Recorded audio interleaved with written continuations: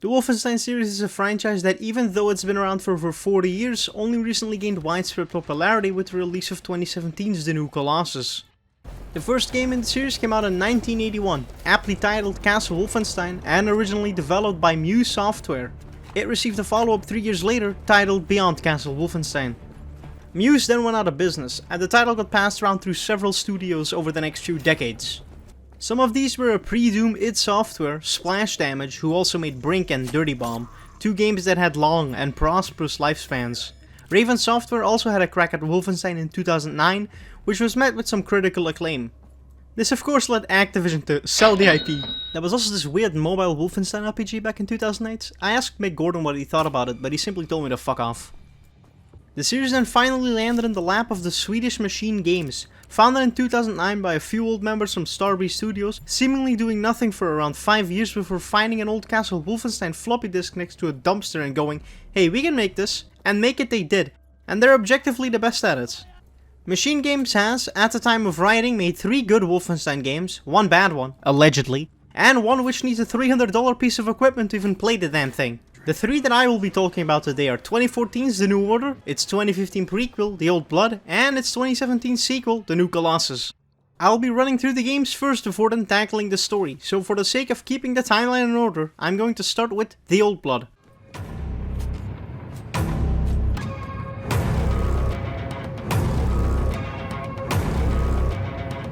The Old Blood takes place in 1945, primarily taking place inside of the iconic Castle Wolfenstein and the nearby town of Wolfsburg. You play as William Joseph Blazkowicz, aka BJ, aka Terror Billy, a Jewish-American tank, seemingly given the mission to single-handedly kill the entire German army. The gameplay revolves around you, killing almost everything that moves, breathes, and or looks like a Nazi. No, seriously, most of this game is just...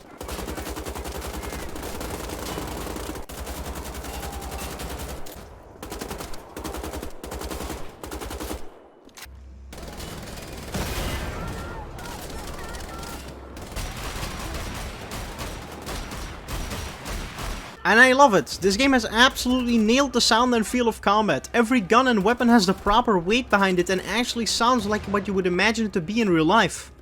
Whether it's a silent pistol, used to sneak around the environments, this absolutely insane shotgun, capable of destroying any miniboss in seconds, or the Bombunshot sniper rifle, montage coming soon guys, I swear.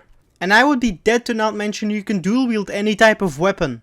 The game also has character challenges, or as this game calls them, perks. You can complete objectives in order to unlock small upgrades such as health regeneration, the ability to overcharge your armor, or increase magazine sizes. This game is actually quite short, taking less than 5 hours to complete. Then again, I didn't really look around for collectibles and such. Talking about those, there's a good variety of these scattered around the game. Gold bars, concept art, character art, and letters. These mostly remain the same throughout all 3 games, with the exception of the New Colossus, where the gold bars are replaced by golden trinkets, more akin to something like the Uncharted series. As for the graphics, they are a bit underwhelming in my opinion, sometimes looking like something from a PlayStation 3 game even with them turned up to the highest. The energetic gameplay and stellar sound design actually make up for it. The story takes place over 9 levels, each one taking between 20 to 30 minutes to complete. There's also this absolute cunt of a boss at the end, but we'll discuss him when the time is right. This game is by far the most consistently difficult of the 3. I played each one of them on the Death Incarnate difficulty, and I can confidently say I found myself looking at the reload checkpoint screen a bit more than my ego is able to admit. I also like the game's visual references of how much of a toll the selected difficulty will have on your mental health, with Mein Leben making you want to die. Both the Old Blood and the New Order are made in the id Tech 5 engine. The New Colossus was however made in the id Tech 6 engine. This means that the game looks way better, but it comes with the unfortunate side effect of turning all consoles into jets and seemingly melting my graphics card whenever it feels like it. Linus, please send help!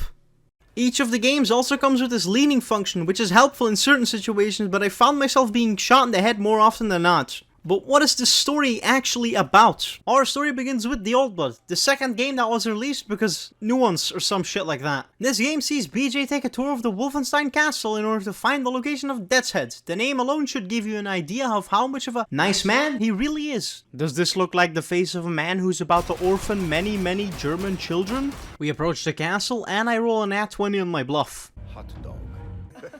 These Nazis come equipped with more grenades than an entire veteran difficulty World at War level. I dispatched the sauerkraut-loving scoundrels before spamming to pick up everything that isn't nailed down. This is of course a modern video game, so we're instantly caught by the bad guy. Hey, you're finally awake. Don't fret, this is just a minor setback for a man like BJ. I steal a pipe before then attempting to climb the wall. It's designed in a way where you must alternate between the mouse buttons. However, my absolute baboon brain can't comprehend this concept designed for a second grader. Every level in this game has some kind of gimmick or feature to switch up the gameplay. This one has you powering down these super soldat suits. I decided to 1v1 one of them and it went about as well as you would expect. After some 20 minutes we make it to a prison block, filled with middle-aged British people. I go through a door and meet this guy, proving that I am indeed the superior shanker. After claiming my rightful title of King Roadman, I climb up this vent and get the absolute shit scared out of me by this metal dog, running away like a little bitch before making it to the first actual gameplay segment. Most of the game revolves you sneaking around rooms, stealth killing enemies until you are inevitably spotted by some fucking asshole from a mile away. Each section has a few heavy enemies that will absolutely fuck your shit up, as well as a commander or two, who, upon seeing you, will trigger an alarm, making your life way harder than it needs to be. To be honest with you, the stealth is completely optional, and it is objectively speaking a worse way to play, as the general fast-paced, dual-wielding gunplay and its abundant scattering of pickups is clearly designed for a Doom guy on crack playstyle. We find a boat and not much later I find an old dusty mattress. I don't question this in the slightest and decide to take a nap in it. Turns out that this is indeed a fucker's game, as it actually teleports you inside of Castle Wolfenstein. Low pixel counts, the greatest fear of any gamer. I run out of ammo and the sweet release of death follows not much later as I continue on with my real mission. The unadulterated murder of German soldiers, rather than these 8-bit ones. I get spotted because I ran a bit too fast. Great game design. Swiftly restarting the checkpoint because god damn it, I won't stand for this shit. I activate my inner Tom Clancy and bar none, no jokes, actually managed to fully stealth this section. Suck on that, you fucking game. We find an actual grammar Nazi.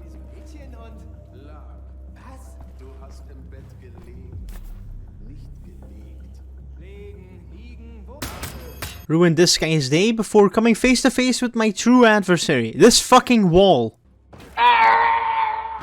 Roughly 15 minutes later, I'm allowed to continue the game, finding a sniper scope and somehow shooting worse with it on than I did without it. I go for a swim and sneak for approximately 6 seconds before all hell breaks loose, getting stuck in this railing before shooting my way through a hall, a kitchen and a library. Hey look, a Doom! I find another cursed mattress, politely declining as I have other priorities, such as rescuing our buddy from those damn Germans. Speaking of the guy, here he is now. I am however ambushed again by the same fucking guy. It's at this point that I notice that this cutscene runs at a stellar 30 FPS. He stabs us with our pipe, so I stab his dog. RIP British man. This is the first part which I have dubbed a complete shitfest designed by the devil himself in the 7th circle of hell. TM, you start off with your rusty pipe, are surrounded by a couple dozen enemies that can one-hit you with a single boot to the face. Even once I manage to get some guns, I still die a moderate amount of times. I make my way towards the exit as I've had enough of this. Paranormal Abteilung Kuhscheiße. Turns out that even after 50 hours of Wolfenstein, I still can't speak whatever these German hieroglyphics are. I abuse the game's AI as they seem incapable of navigating this one specific hallway. Finally exiting the castle before dropkicking this guy. After shooting him in the head for good measure, I liquidate the rest of his buddies. This drone politely tells me to go fuck myself and I end up in the water below. The next part of the game is a greatly appreciated stealth section compared to the last 2 hours of...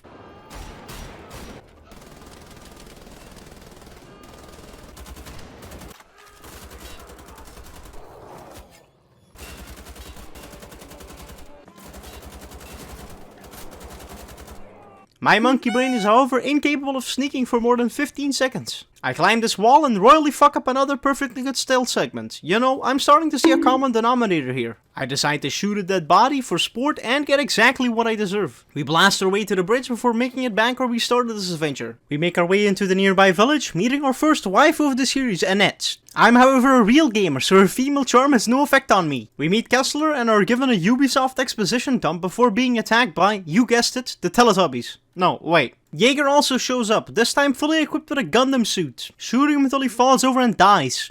We go down into the Batcave, hop on a boat and row on down to the city of Wolfsburg, taking our Xbox 360 headset with us to keep in contact with the boys. The fuck you say to me, you little shit? I meet the locals by pumping them full of lead and head down an alley to meet our second contact. Codename Agent 2. Real creative. We're told to infiltrate a local tavern and do so while disguised as a waiter. We go to Helga's room in order to steal these documents. She, however, promptly stabs us through the hand. I miss a quick time event and get shot in the face for it. Awakening a few moments later, all hell's broken loose and the game unironically looks more like Doom than Wolfenstein now. I head downstairs only to discover that the game has now thrown all historical accuracy out of the window, because there are literal Nazi zombies roaming the streets now. We attempt to rescue Pippa and I'm 0 for 2. Fuck. I proceed to blast my way through the streets before arriving back at the dock where I left my friends. Oh no. I find a sawed-off shotgun and instantly put it to good use. The next area is probably my favorite in the game. A complete fiery hellscape, fighting both living and undead Nazis at the same time. There's actual men falling from the sky and this massive fucking airship crashes down to the ground. Now this is gameplay! After a bit we are given the choice of rescuing either Annette or Kessler. I am a complete Chad, so naturally I go for Kessler. I die a moderate amount of times because the game really doesn't want you to rescue either. I make it to Kessler, but Annette sadly dies despite my efforts, and I really did fucking try. I even restarted the checkpoint. I hop down into the water below and find my own personal Titanfall from the critically acclaimed game Titanfall 2. This is the final part of the game which actually lets you have some fun, as opposed to the final boss that will fuck your shit up. But I'm getting ahead of myself now. I plow my way through the German streets before having to say goodbye to my big robotic friend. Blasting my way through a horde of undead before making it to the final chapter of the game, this spooky graveyard. This entire level is quite the clusterfuck, with zombies hunting down their former comrades. I make my way through a mine shaft and enter the catacombs. I take a refreshing dive and even throw in a 360 for good measure. A little bit later we make it to this nightmare room. You press a button and have to wait for these stairs to lower over time, while you're constantly swarmed by endless hordes of flaming zombies, making you have to run, jump and slide across the room. Also, the floor is on fire. Finally entering the boss room, where Helga awakens the beast. Turns out it's not in a good mood, as it eats that guy who shot me a few hours back and yeets Helga out of the arena. The beast is blind, so you can use its disabilities to your advantage. He also doesn't have any visible health. So it's quite annoying to not be able to tell how close it is to dying as he swipes, stomps and slams his way through the arena. A lot like a Destiny raid boss, and just as meaningless. Mentally, I'm so zoned out right now. All in all, this thing took me about half a fucking hour to beat. After killing it, I bid my farewell to Helga.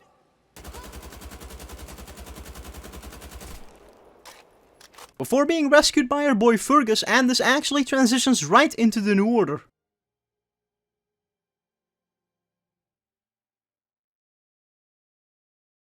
Overall, the game took me about 5 hours to beat, by far the shortest, but for the game's €20 price tag, this is quite decent. It's essentially just a standalone DLC to the New Order, with just more of the same combat and gameplay, which isn't bad at all. As for bonus content, the game has combat challenges. These are arenas cut out of the main story, and they essentially just need you to kill all of the enemies in a relatively fast time in order to rack up combos to reach certain point thresholds. Grenade kills and headshots give more points, and higher difficulties unlock better metal types for you to earn. I'd say that this adds roughly half an hour of additional content, but by the end it does get a bit samey. I'd give this game a solid 7 out of 10 cursed mattresses, and it's definitely worth playing if you want more of the already proven to work formula from the New Order.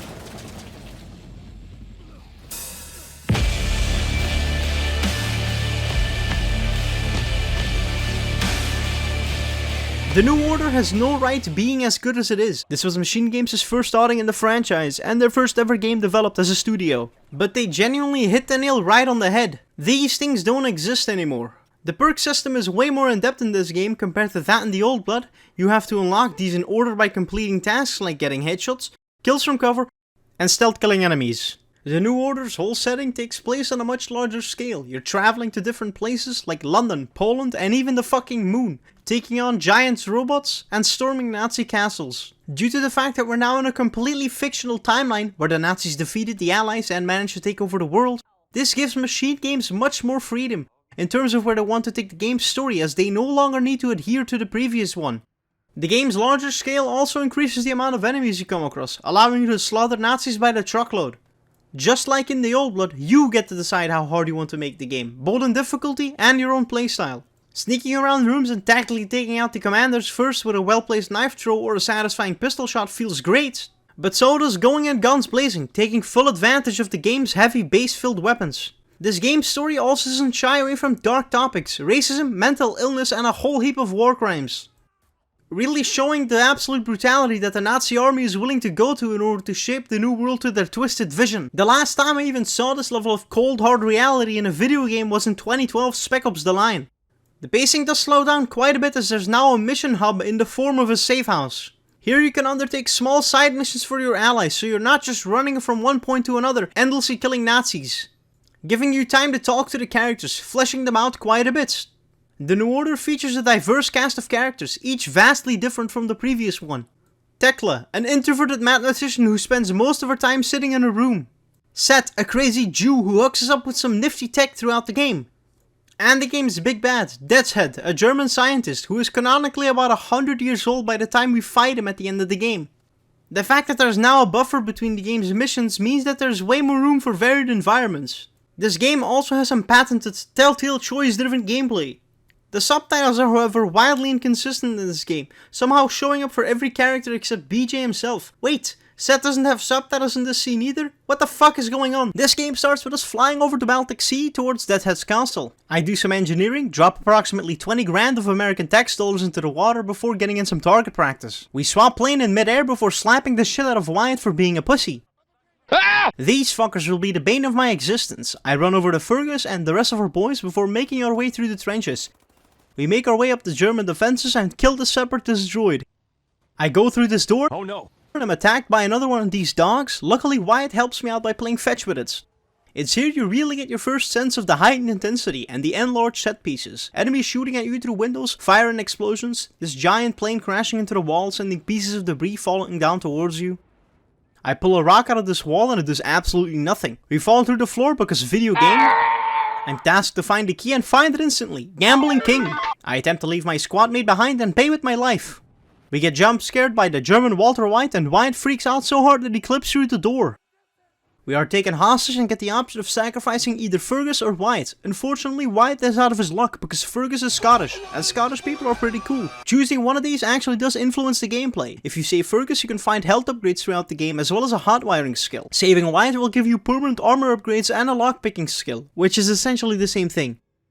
So, Nazi Heisenberg removes Wyatt's brain and leaves without killing us. A mistake that will cost him dearly. We break free, instantly put our new skill to use and are thrown out by the explosion. As for an intro, this really sets the stage quite well for what's to come. We are found by some Polish people, my favorite kind of second-hand Russian. The explosion and resulting brain damage has however left us wheelchair bound. Ah fuck, another waifu. We go some 20 years into the future and all of the guns have been visually updated to look a bit more advanced to simulate being 20 years into the future. Evolution. However, one day the Nazis come through and close the asylum by slaughtering the staff and patients. The ensuing bloodbath is enough to reignite BJ's eternal hatred for the Germans, so we shoot our way through the asylum and rescue Anya. We go on a nice Sunday drive and then meet her babushka. I then acquire the iconic brown jacket before driving towards a Nazi checkpoint and discovering that Anya's grandpa is absolutely hardcore. I happily oblige.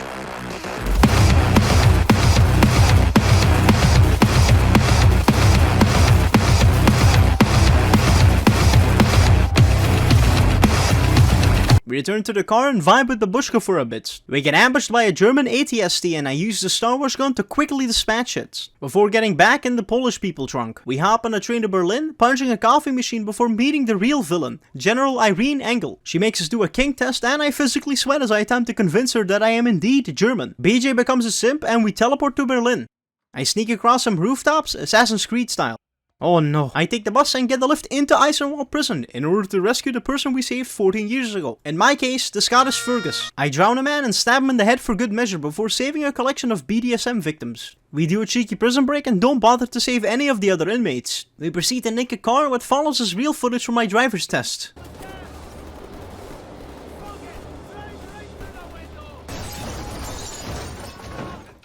This is also the only time we even get to steer a car in the trilogy, and just those 5 seconds alone made me think, wow, what if we had an open world Wolfenstein game? We steal another car, but it's a cutscene this time, so it's not as cool.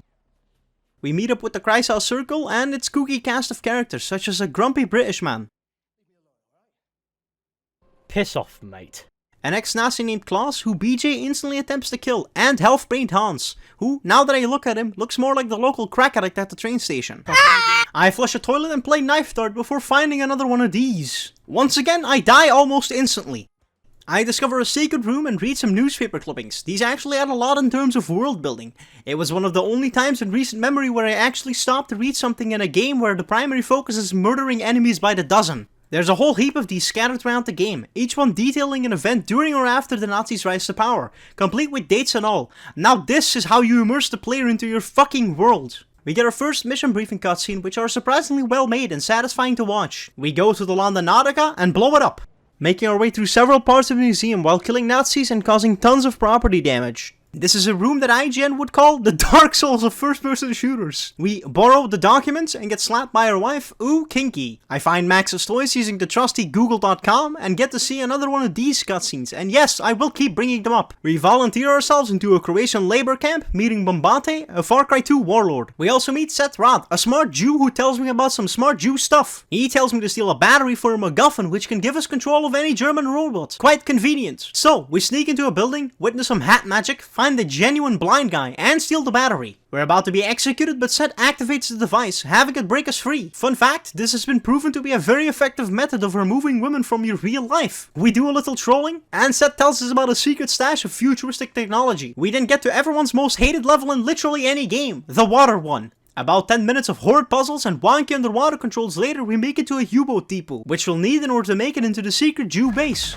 We steal it in the only way we knew how to.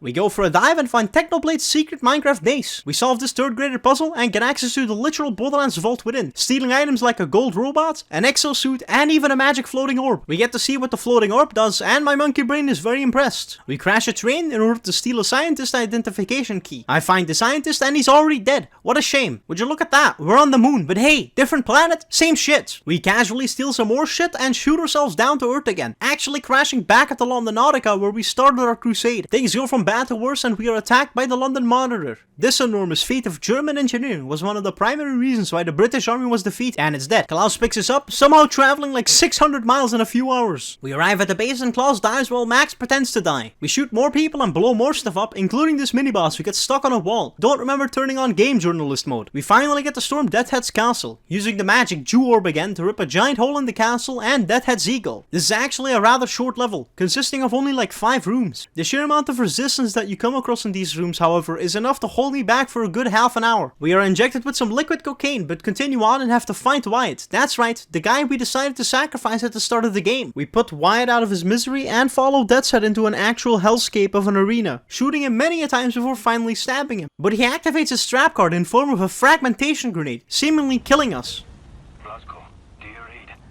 Am I clear to fire?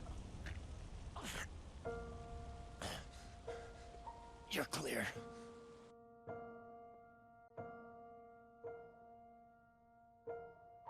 This game does have its considerable amount of jank. It's definitely more noticeable in its longer runtime. Enemy spotting you is inconsistent, dead bodies clipping through walls, stiff animations from time to time. It's all there, but it's not enough to ruin the experience of playing through this absolute gem of a game. I'd say it's definitely still a game worth checking out, especially with it being so old now you can pick it up for 5 to 10 bucks, or even less if you know where to look. I'd give this game 7 Nazi dogs out of 10. After releasing The Old Blood, MachineGames instantly set their sights on a sequel, set to be bigger, better, and more immersive than anything that came before it. And just over 2 years later, Wolfenstein II, the new Colossus, was released.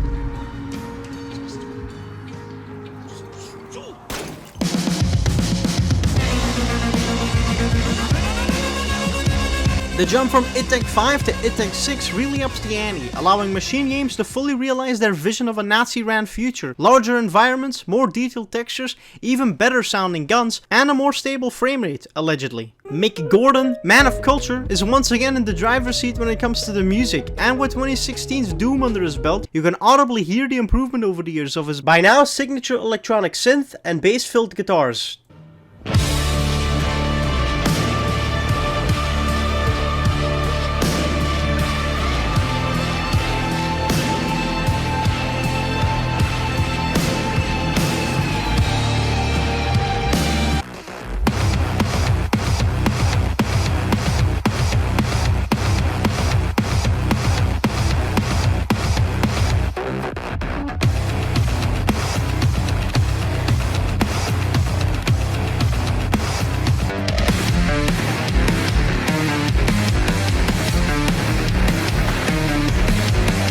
BJ in this game is functionally a superhero, able to complete tasks of impressive human physique while dual-wielding comically oversized rifles and a whole arsenal of other fascist killing items for backup. It's not realistic in the slightest and it totally works for this game, ramping up the absurdism. The scale, the set pieces, the locations, the guns, the violence, the technology, it's all ramped up to 11 and it feels great.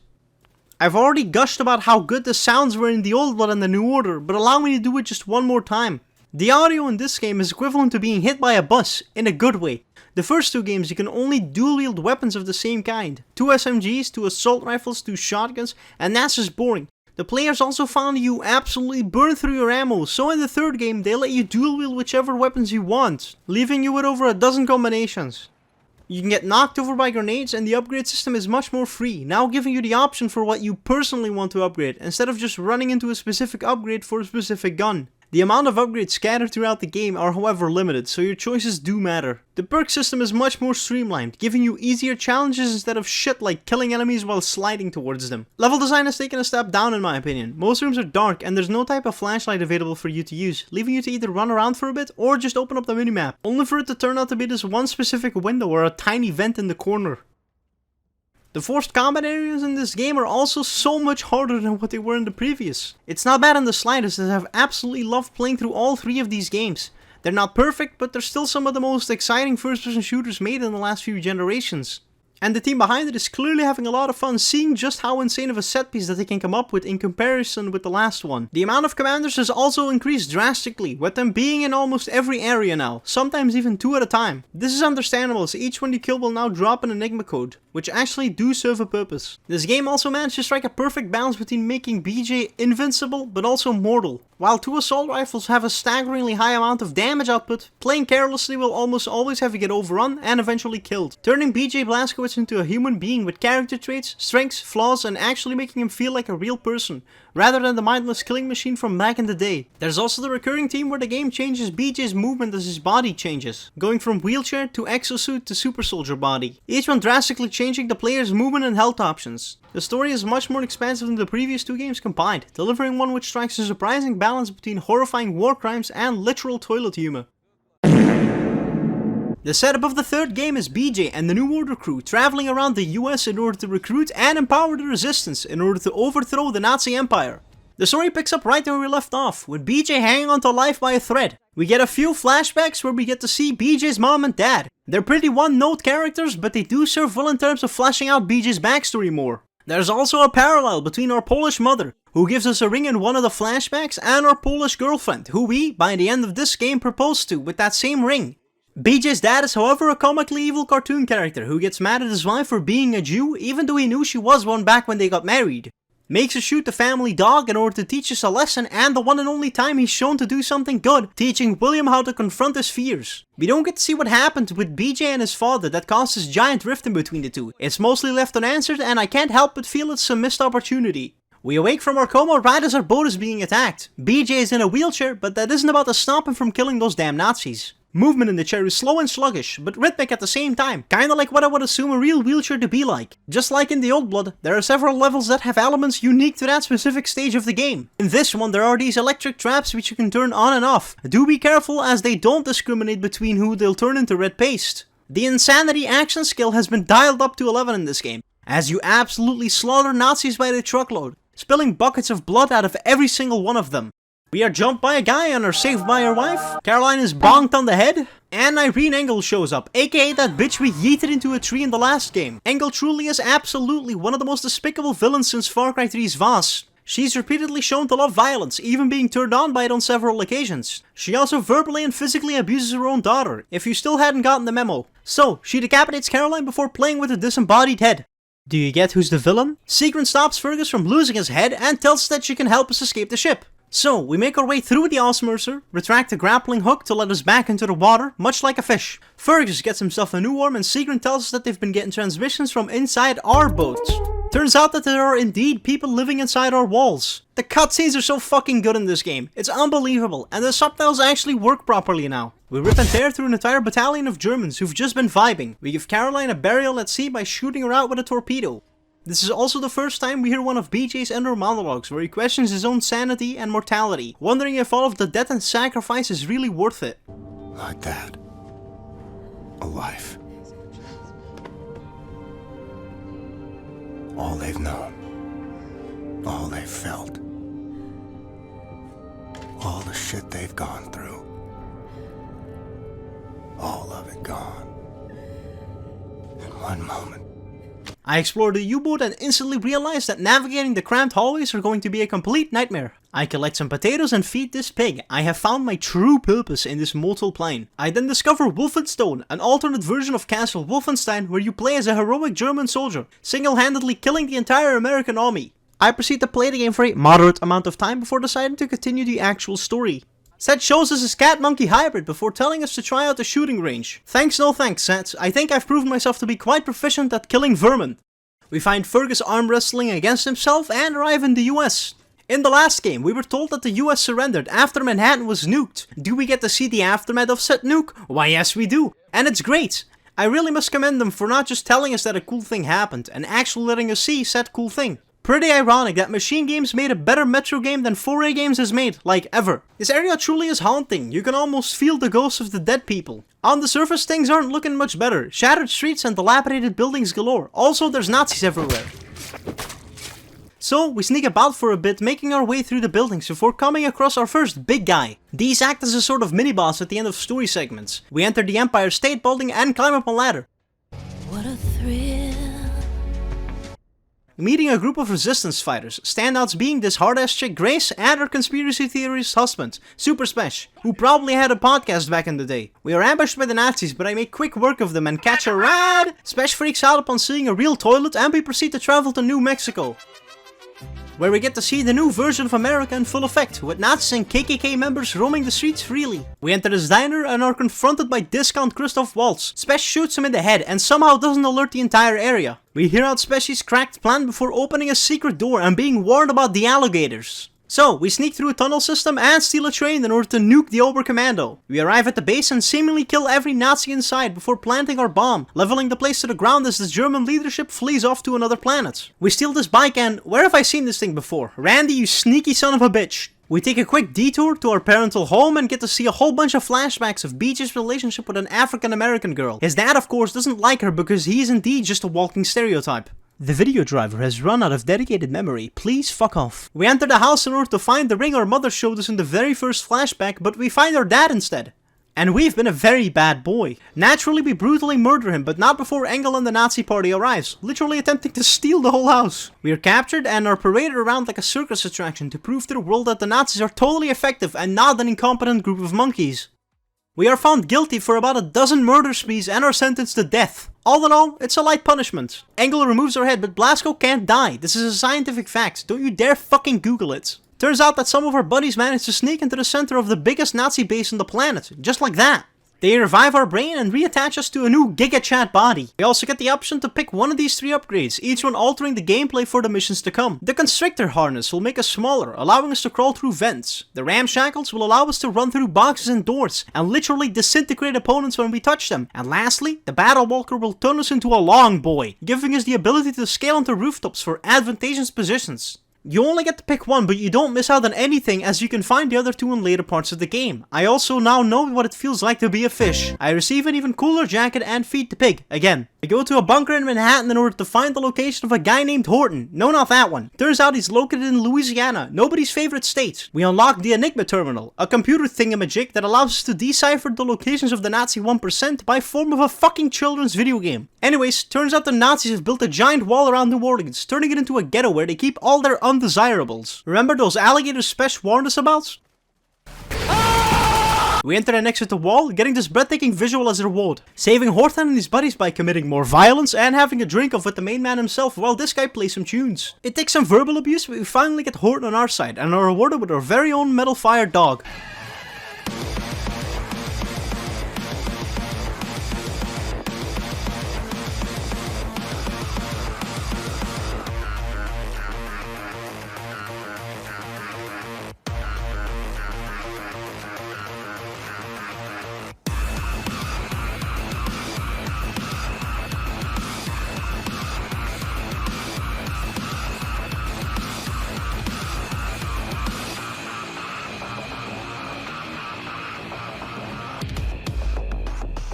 We leave New Orleans and casually shoot a nuke into the stratosphere. Like seriously, what's next? Going to Venus? Oh, right, carry on then. Turns out they're making a movie about BJ, and who would be better to play Terror Billy than the Nazi killing machine himself? Even if you haven't played this game, everybody has seen this scene with the mustache twirling Führer himself. That's right, we get to meet Big H and he's back in heat.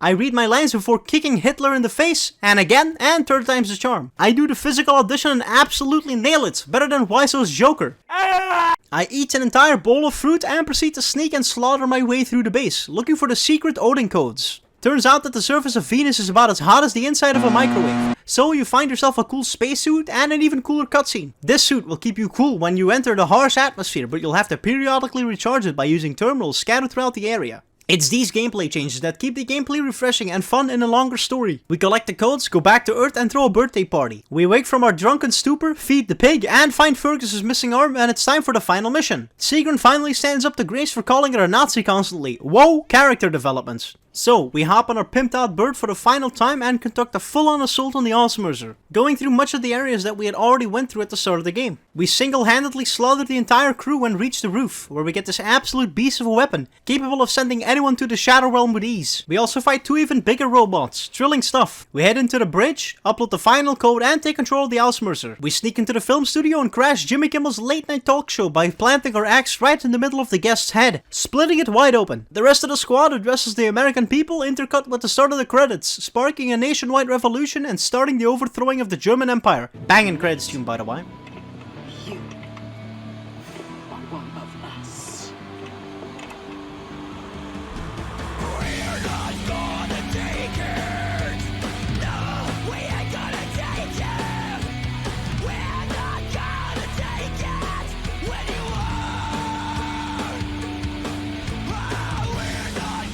This is however not the end of the game, as you can still collect Enigma codes in order to hunt down the remaining Uber Commandos. Every commander you kill in this game now drops an Enigma code, which explains why they're so disposable throughout the story. You can use these to play a minigame, which starts off pretty fun but gets monotonous and boring after a while, as it's essentially the same thing over and over again. I also can't help but feel that, with this being the endgame content, they missed a huge opportunity for it not to be a requirement to kill all of the Uber Commandos before you can go after General Engel herself. Because if you find yourself chasing the last commandos down at the end of the game, like I did, it kinda leaves a sense of, why the fuck am I doing this? The big bad is already dead. Majority of these take place in areas that you've already visited in the main story, except the one that takes place in a recreation of BJ's home from back when he was a kid. This place was built in order to be used in that propaganda film from the main story. It's also the only time we get to freely explore the house. Challenge mode is also returned. This time it feels much more refined, as I found myself getting the gold medals way easier in this game compared to the previous 2. This game also has 3 DLCs in the form of Freedom Chronicles, each following an American going on a revenge or killing spree for their own reasons. Each of the protagonists have one of the 3 skills from the main story, allowing you to play around with it in a much more contained environment.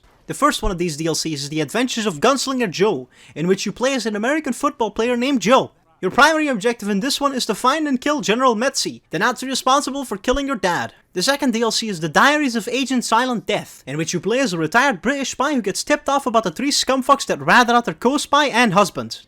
This naturally makes us go on a killing spree, but sneakily this time, as you have a lower amount of health because you're a woman? I don't fucking know. The third and final DLC sees you step in the boots of the less cool BJ Blazkowicz. In the deeds of Captain Wilkins, you play as, you guessed it, Captain Wilkins. Wilkins' whole deal is that he's here to destroy Project Black Sun, a super cannon being built on the moon.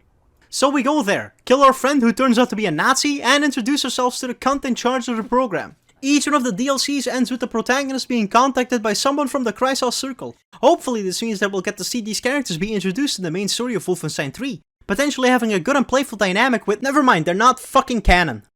I'll run it down for you real quick. Not only does this game take what worked from the Old Blood and New Order, it builds on it and fixes the aspects of those games that didn't.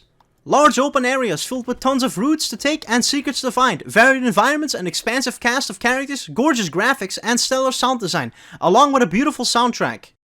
There's a reason this game got 8, 9s and 10s from gaming outlets, there's a reason this game got glowing reviews from other YouTubers, and there's a reason this game received the award for Best Action Game in 2017. I'm thoroughly impressed by the still quite young studio, and can't wait to see what they do with Wolfenstein 3. God, I hope we fight Mecha Hitler. 8.5 pigs out of 10.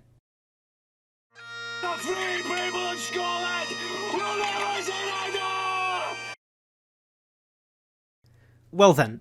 I know that this has been in the making for a while, and I wholeheartedly apologize for my inconsistent uploading. Nevertheless, I hope you enjoyed and continue to watch my stuff in the future. It means a lot. As always, I want to thank the people that lent me their voice during the making of this, namely Fizhy and TheBurgerKrieg. Both of their channels are in the description. I also want to thank you, the viewer, for sticking to the end of this video.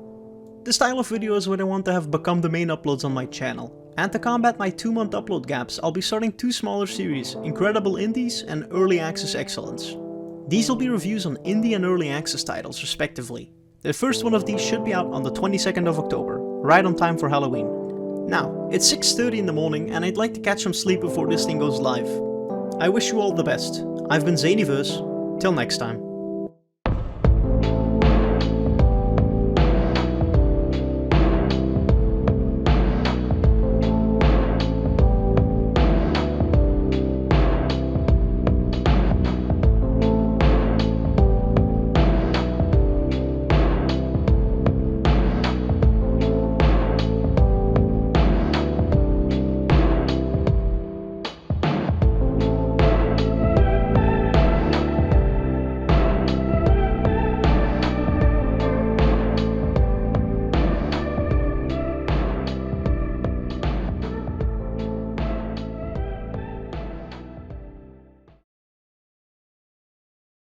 Alright, time to render. Who the fuck? Boy, you forgot Youngblood. You mean the worst Wolfenstein game in all of existence? What do you mean? With its forced RPG elements, repetitive level design, cringe-worthy writing, respawning loot, and your brain-dead AI teammate, it is a blast!